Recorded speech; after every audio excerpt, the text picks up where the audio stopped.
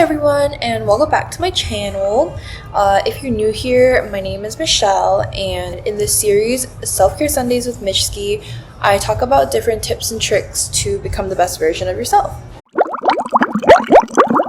So for today's video, I'll be talking about how to get into the gym as a complete beginner. If you want to get into the gym but don't really know where to start, you come to the right place. I've been there, done that. I know starting at the gym can be scary, but that's why I'm here, to help beginners like you be confident at the gym. I was rewatching my video while I was editing it, and I realized I didn't even show any pictures of me in the gym and my progress, so I'll just give you a really brief overview of my progress. So when I first started out at the gym, I was like really skinny, and I realized that I tried to show you guys a picture of my old body before I started working out, but I realized I literally don't have a single picture of my legs and just my build, because I was so insecure about it that I would just delete any picture where you could see how skinny I was. And so I look back and I literally don't have a single picture, so I'll try my best to show you. This is the best I could find. So this is what it was like before I started working out, and now it's been around, I would say, 1 year consistently working out, and this is me now. I hear a lot of comments about my body as of right now saying that, oh, you don't even look muscular, what progress are you talking about? But everyone's progress is different, and looking back from where I started to where I am now, I am so happy that I started going to the gym, and I am proud of myself. So honestly, don't let anybody stop you from being happy about your goals and the small accomplishments and the small progress that you make, because everyone's progress is different and everyone's goals are different. So don't mind those people who say that your progress isn't any progress, because it is. And just going to the gym every single day is already one step ahead of someone who doesn't even go to the gym. So yeah, anyways, moving on. Now, tip number 1, make it a routine and stay consistent. First tip happens before you step foot into the gym. Creating a routine helps stay consistent, since it becomes more of a habit rather than something you're dreading to do. When I first started, it literally took everything out of me to get to the gym, and I would constantly make excuses. But once I made it a routine and incorporated it into my daily schedule, it definitely made it easier to stay on track and actually go. Find a time in your day when you have a 2-hour gap and make that your gym time. That way, every day, every week, you have an allocated time for you to be going to the gym. For example, during my school term, I'm generally super busy, so it's hard to navigate my day and find time to go gym. But once I sat down, I looked at my schedule, I found gaps between my classes where I could go work out, and now every week I would head to the gym after my class, and it just became muscle memory. Now, in terms of consistency, you don't have to be going every single day. Honestly, that's an unrealistic standard. The number of times you go to the gym depends on your schedule and your body. If you're a university student like me, there will be times when you won't be able to go every single day, and that's okay. Don't stress if you can't. But I will say, don't skip more than 2 days. You want the momentum to be in your favor, not against. If you go 2 days in a row, you're more inclined to go the third day and so on, and you'll just keep going. But if you skip for 2 days, then you won't want to go the third day, and then you won't be going, and that will be your biggest mistake. So stop it there and get your butt to the gym. Like I said before, create a schedule, and if you can squeeze in a workout, do it. If you're feeling tired for a week, take a break. There isn't a set schedule of how many days you should be working out in a week. But if you truly want to see progress, going once or twice a week isn't going to cut it. Do I really have to explain why? Now, tip number 2, newbie gains. Basically, what newbie gains is, after working out consistently for a few months, you'll start to see a rapid muscle growth and a huge increase in strength, and this is referred to as newbie gains. This happens because your body isn't really used to the physical stress that you're putting it under, so it adapts pretty quickly, and this results in a huge amount of muscle growth and strength gains during the first few months of consistent training. But once your muscles are past that stage and you become stronger and your muscles kind of show, you hit a plateau, and after this initial period, progress continues, but you won't really see much after a few months. This is usually when people start to stop working out because they're like, I don't see any progress, because it seems like nothing's changing or working. But the problem isn't going to be solved in the gym, it happens in the kitchen. And let me explain to you why. Tip number 3, diet.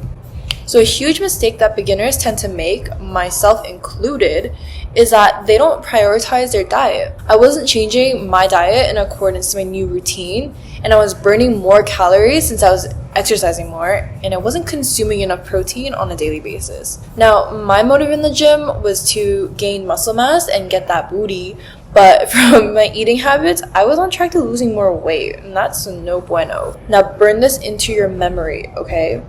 If your calorie intake is greater than your burning, that's a calorie surplus, and we call that bulk. If your calorie intake is less than your burning, that's a calorie deficit, which is equal to a cut. If your goal is to lose weight, then you want to be eating in a calorie deficit. And if your plan is to gain weight, then you want to be eating in a calorie surplus. The terms that are commonly used is cut for calorie deficit and bulk for calorie surplus. And I'm sure that you've heard this before. Maybe some of your favorite gym bros or gym rats or whatever, like they probably talk about, oh, I'm going to go on a bulk or I'm going to go on a cut. So that's what it means. It also helps to track your macronutrients, which are protein, carbs, and fats. I would also track sugar specifically, which is technically a carb, but I want you to track like how much sugar you're taking per day or eating per day as well, because I talked about this in my video last week, which you can check out here. Tracking your macros will ensure that you're getting enough protein and the number of calories you're intaking, so you know whether you're eating in a surplus or a deficit. Now, I'm kind of a science nerd. I study biology at Waterloo right now, so forgive me for geeking out a little bit.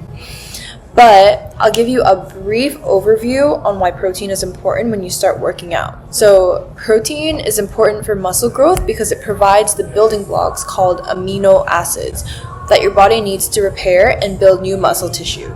Now, when you exercise, especially with activities like weightlifting, you create tiny little tears in your fibers, and your body uses protein to repair these tears, which makes the muscle stronger and bigger over time. Now, without enough protein, your muscles can't grow or recover as effectively, and so it's recommended to eat 1.5 grams of protein times your weight in kilograms. So if you're 50 kilograms, then you should be eating around 75 grams of protein per day. Now, if you don't want to track your other macros, then I say at least track your protein, since it's the most important factor in your muscle growth.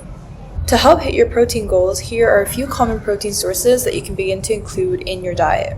So first, 1 chicken breast is around 27 grams of protein. 3.5 ounce steak is, I think, 25 grams of protein. 2 boiled eggs is 12 grams. And a quarter block of tofu is 10 grams for the vegans out there. So these are just some of the good protein sources that you can start to include in your diet. Another good way to have protein is protein powder, which I don't have on me right now, but I'll add a picture right here.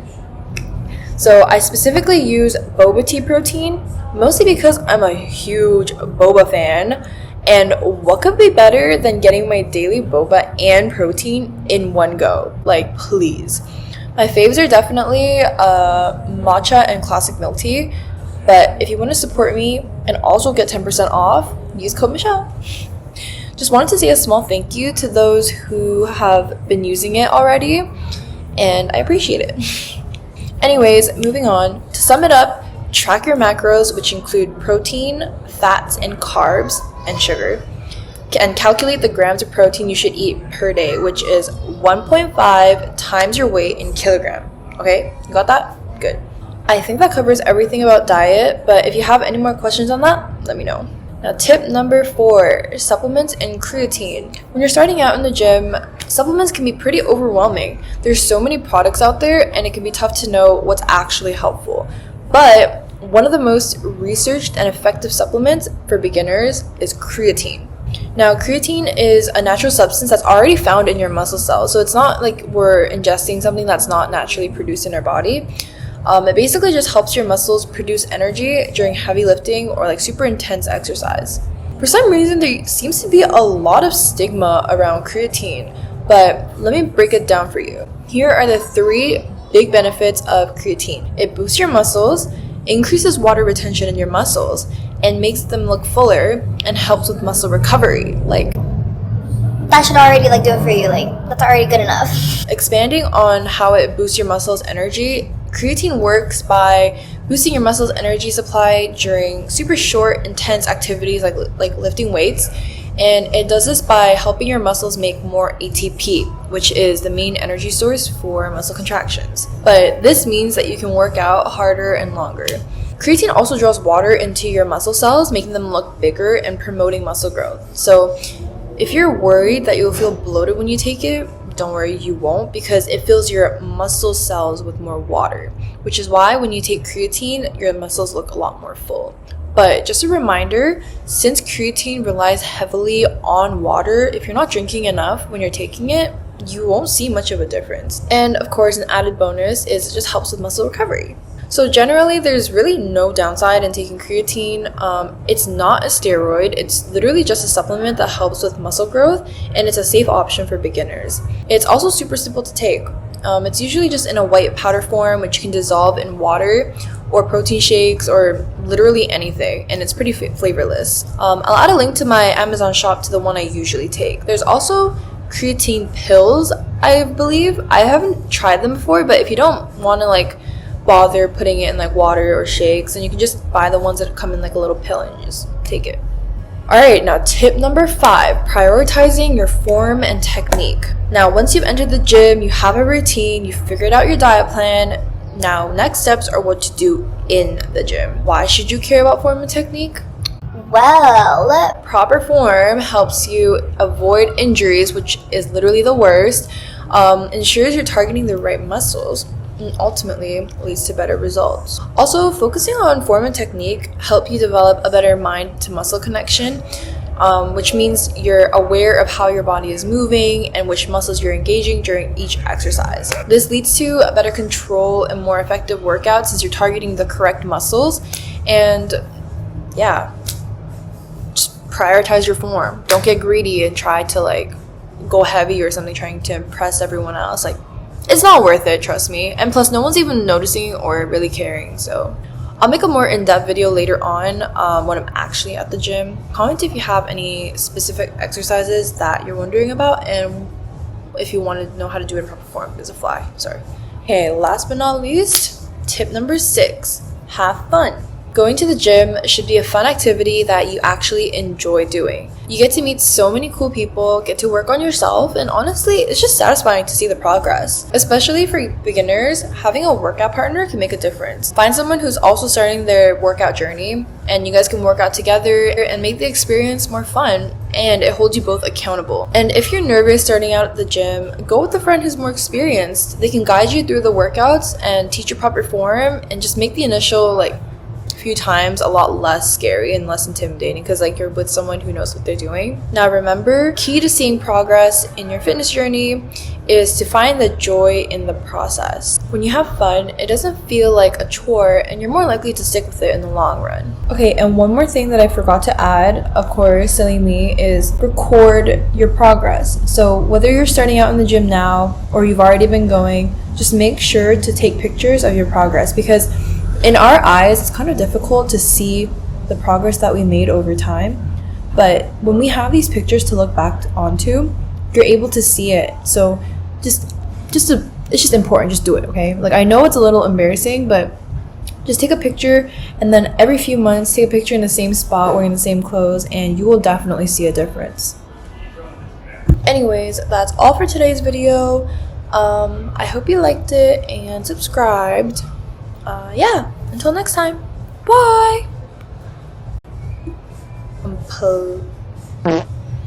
So for today's video,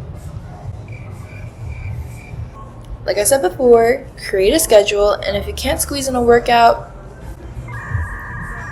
like I said before, create a schedule, and if you can't, Bruh. like I said before, create a schedule, and bye!